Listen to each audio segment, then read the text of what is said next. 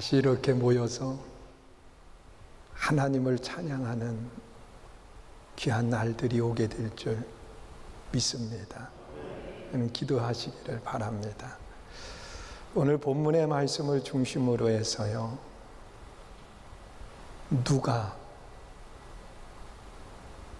라고 하는 제목으로 말씀을 나누려고 합니다.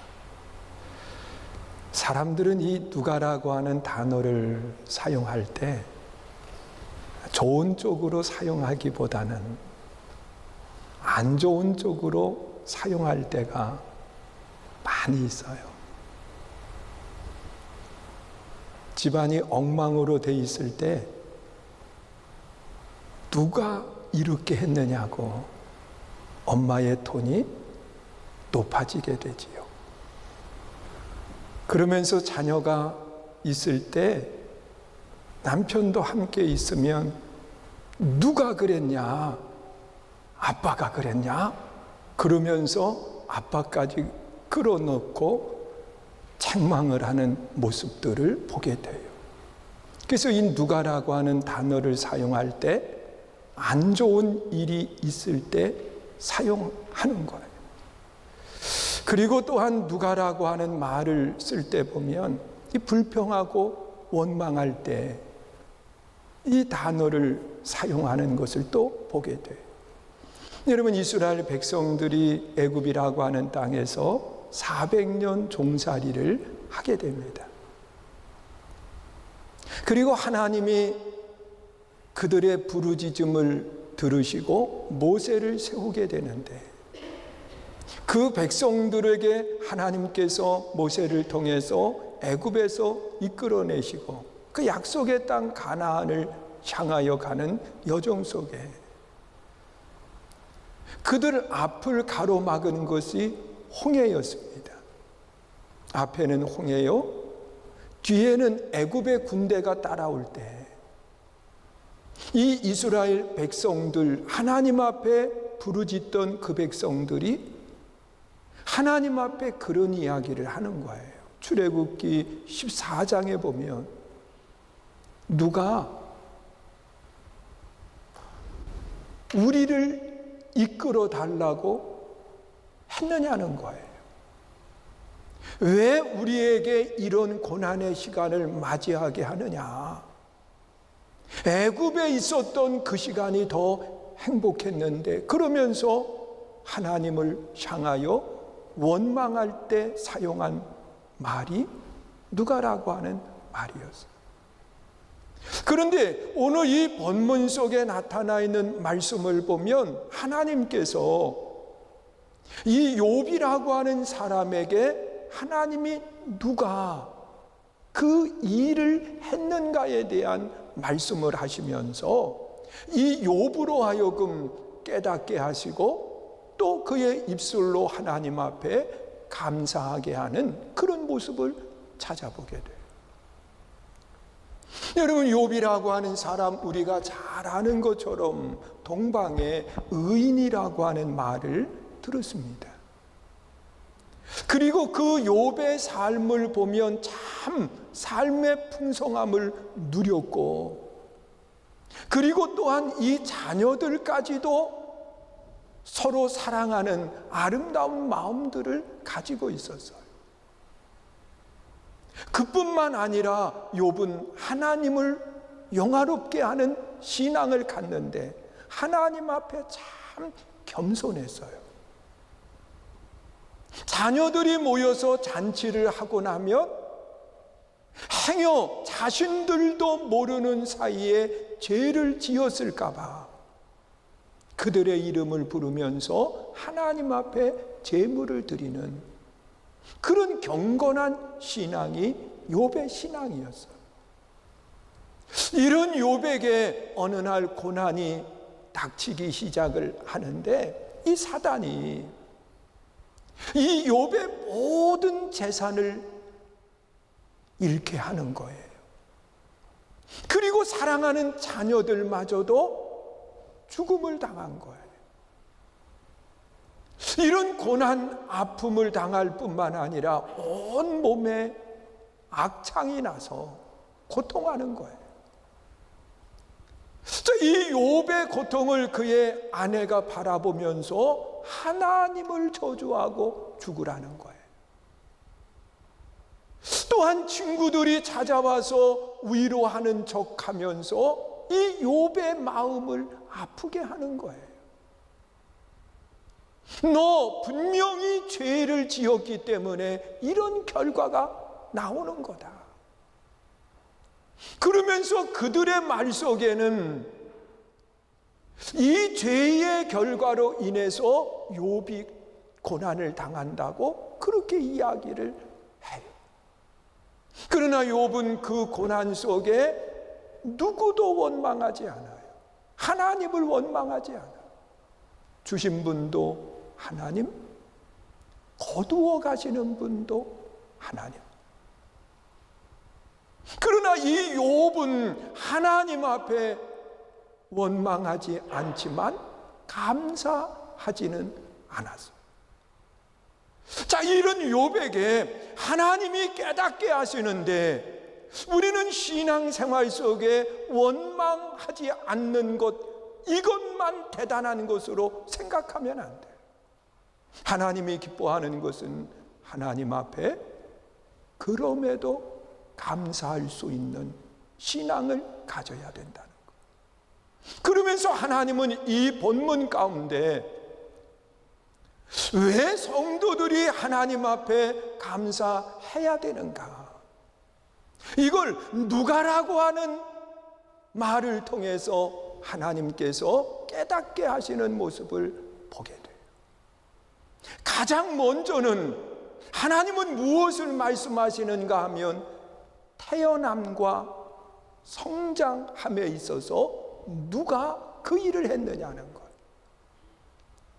이 태어나고 성장하는 것에 대해서 욥에게 하시는 말씀이 내가 한 일이 무엇이냐? 내가 참여하고 그리고 내가 협력한 것 같지만 하나님이 하셨다는 것. 그러면서 오늘 이 본문 1절 2절에 그렇게 말씀을 하고 있어요. 우리 함께 읽습니다. 시작. 산 염소가 새끼 치는 때를 내가 아느냐? 암사슴이 새끼 낳는 것을 내가 본 적이 있느냐? 그것이 몇 달 만에 만삭되는지 아느냐? 그날을 때를 아느냐? 여러분, 이 산에 있는 염소가 언제 태어나는 것 아느냐? 그 때에 대한 이야기를 하고 있어요. 그런데 이 때라고 하는 것은 히브리어로 에트라고 하는 단어를 사용하는데 그 에트는요, 가장 적절한 시간을 말하는 거예요. 여러분, 우연한 시간이 아니라 하나님이 계획하신 가장 적절한 시간에 새끼를 낳고 그리고 그 새끼를 키우는 그런 모습을 이야기하고 있어요. 이것이 네가 한 일이 무엇냐는 거예요. 하나님께서 하셨다는 거예요. 그리고 이 아름다운 모습을 늘 유지하고 그리고 지켜갈 수 있도록 하나님이 그들을 성장케 하신다고 말씀하고 있어요. 여러분, 자신의 기획, 자신의 지식, 자신이 알고 있는 것 가지고 하라고 하면 할 수 없어요. 하나님이 그와 함께 하시는 것. 그리고 아이를 낳고 난 뒤에 이 아이가 성장해가는 과정 속에 부모들은 얼마나 조심스러워요. 여러분, 이 아이들이요, 움직일 때가 되면 더 걱정이 되는 거예요. 우리 큰아이 손녀가 태어난 지 그리 오래되지 않았어요. 그런데 그 사진을 찍어서 보내는 걸 보면 머리에다가 그 부드러운 것으로 된 헬멧 같은 걸 쓰고 있어요. 부딪혀도 다치지 않고 넘어져도 다치지 않도록 그렇게 헬멧 같은 걸 씌워놓은 거예요. 여러분, 이런 모습을 가지고 아이를 키우고 하는데 내가 하는 것 같지만 아니라는 거예요.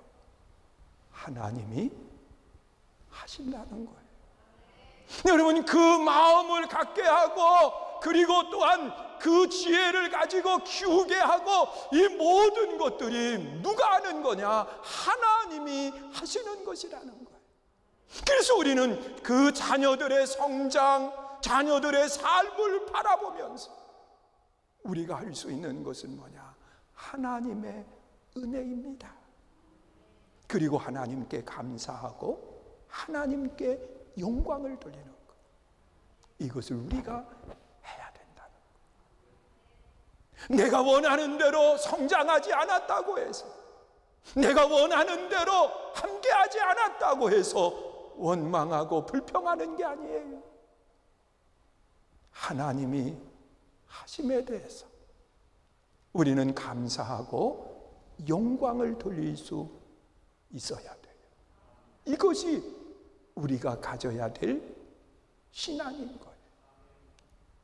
그리고 두 번째로 본문 속에 나타나 있는 말씀을 보면 일하게 하시고 열매를 거두게 하시는 분이 누구인가를 말하고 있어요.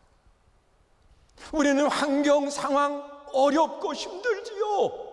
자, 이런 모습 속에 내가 많은 땀을 흘렸는데도 불구하고 열매가 없다고 불평할 때 있어요. 그런데 하나님은 일하게 하시고 열매를 거두게 하시는 일도 하나님이 하신다고 말씀하는 거예요. 오늘 본문 9절, 10절에 기록되어 있는 말씀을 우리 한번 보세요. 함께 읽습니다. 시작. 들소가 어찌 기꺼이 너를 위하여 일하겠소? 내 외양간에 머물겠느냐? 내가 능히 줄로 매어 들소가 이랑을 갈게 하겠느냐? 그것이 어찌 골짜기에서 너를 따라 썰애를 끌겠느냐? 여러분, 이 소라고 하는 가축을 보면은요, 길들여지고 그리고 일하는 모습들을 잘 생각해 봐요. 저는 어릴 때 큰 소를 끌고서는 논을 갈고 밭을 갈아본 경험이 있어요. 그 소는 내 힘에 비하면 상상할 수 없는 강한 힘을 가지고 있어요. 여러분, 소를 가지고 하루 일을 하고 나면 그 내 힘으로 그 일을 대신한다고 하면 1년을 해도 하지 못할 큰 일을 그들이 해내. 그런데 조그마한 죄가 이 소를 좌로 우로 똑바로 가게 그러면서 끌고 가거든요. 내 힘으로 하는 것 같지만 아니라는 거예요. 하나님이 움직이게 하시고 하나님이 그 일 속에 함께 하신다는 거예요. 그래서 그 일을 통해서 기쁨을 누리게 되고 열매를 거두게 되는 아름다운 역사를 이룬다는 거예요. 여러분, 우리가 한 해의 삶을 돌아보면 우리는 많은 일들을 해왔습니다. 그런데 이 일에 대한 열매가 우리가 기대하는 것만큼 열려지지를 못했어요. 이 코로나라고 하는 것 때문에 우리의 수고와 우리의 땀이 무산되고 많은 그런 일들이 많이 일어났어요. 여러분, 이러한 모습 속에 우리의 마음속에 무엇을 갖게 되느냐고 하면 원망의 마음을 가질 수 있어요. 하나님, 내가 애써서 일했는데 왜 이 고난이 내게 있어야 됩니까? 얼마든지 원망할 수 있어요. 불평할 수 있어요. 그러나 하나님은 무엇라고 이야기하느냐? 일하게 하시고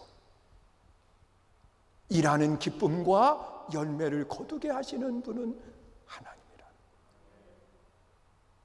여러분, 욥의 모습을 보면 욥은 모든 걸 잃어버린 것 같았지만 하나님께서 그의 삶에 채워주시는데 나중에는 갑절의 복으로 하나님이 채우시는 모습을 보게 돼요. 여러분, 오늘은 힘들 수 있어요. 어려울 수 있어요. 고통스러울 수 있어요.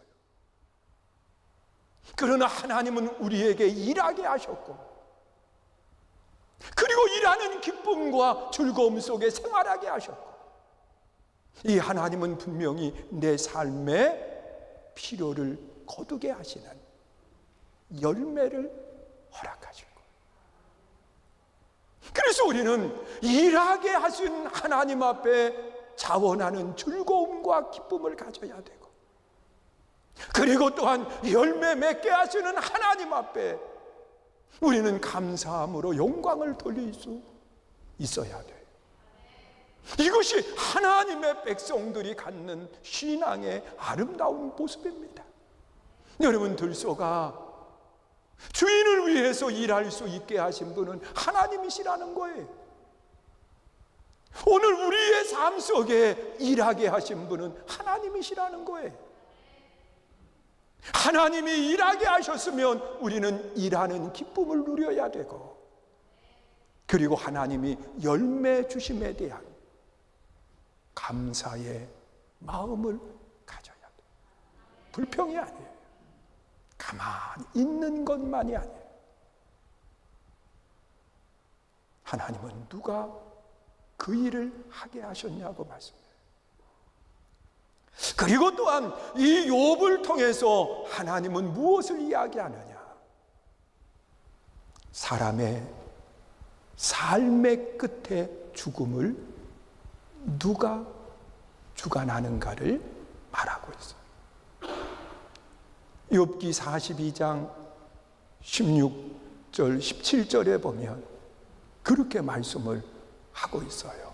읽습니다. 시작. 그 후에 욥이 140년을 살며 아들과 손자 4대를 보았고 욥이 늙어 나이가 차서 죽었더라.